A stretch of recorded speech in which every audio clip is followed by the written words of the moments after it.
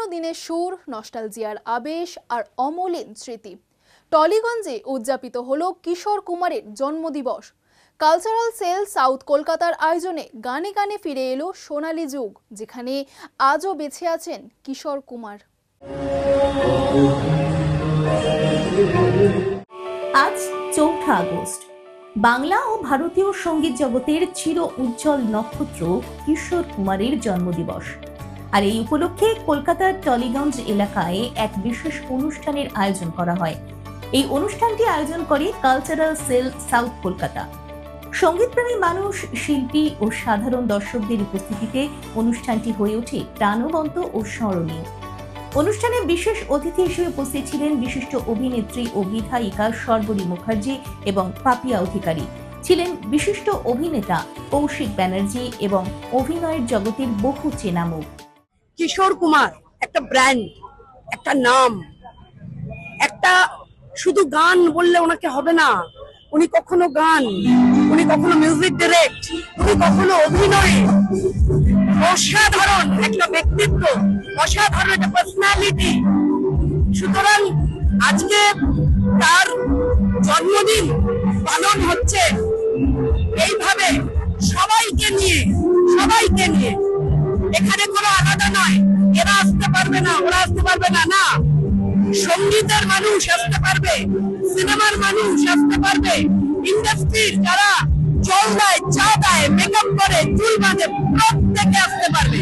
সুতরাং এই যে একটা মুক্ত পরিবেশ, আমি ধন্যবাদ জানাবো প্রীতম সরকার, ধন্যবাদ জানাবো যারা আয়োজন করছেন এবং সভাপতি গৌতম ঘোষ। সাংস্কৃতিক অনুষ্ঠানের মূল আকর্ষণ ছিল সঙ্গীত পরিবেশনা।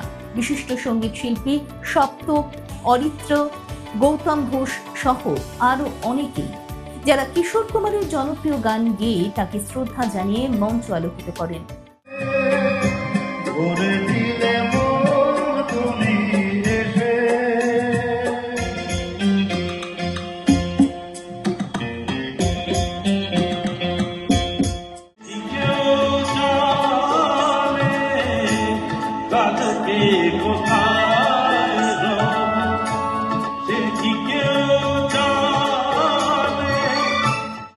অনুষ্ঠানে কিশোর কুমারের জীবনের বিভিন্ন দিক নিয়েও আলোচনা হয়। তার অভিনয়, সঙ্গীত এবং বহুমুখী প্রতিভার কথা তুলে ধরা হয়। আয়োজকদের পক্ষ থেকে জানানো হয়, এই ধরনের অনুষ্ঠান নতুন প্রজন্মকে ভালো সঙ্গীতের সঙ্গে পরিচয় করিয়ে দেয় এবং পুরনো দিনের স্মৃতিকে জীবন্ত রাখে। আনন্দে অভিভূত হয়ে পড়েছে। আমি অভিনেত্রী হয়ে আলপনা চক্রবর্তী করছি। আজকের দিনটা ছিল স্মরণীয় হয়ে থাকবে। অসম্ভব সুন্দরভাবে অনুষ্ঠান হচ্ছে। সবাইকে আমার সশ্রদ্ধ প্রণাম। সব মিলিয়ে টালিগঞ্জের এই অনুষ্ঠানটি ছিল এক সুন্দর স্মৃতিচারণা। কোনো বাড়াবাড়ি নয়, বরং সহজ ও আন্তরিক পরিবেশে কিশোর কুমারকে স্মরণ করা হয়।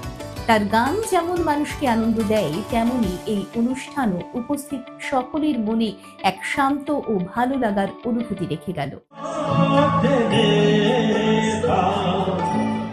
দেখুন এই সময়ের তথ্য ও চিত্র প্রতিদিন রাত 9টায় ও সকাল 8টায় শুধুমাত্র চ্যানেল 1-এ।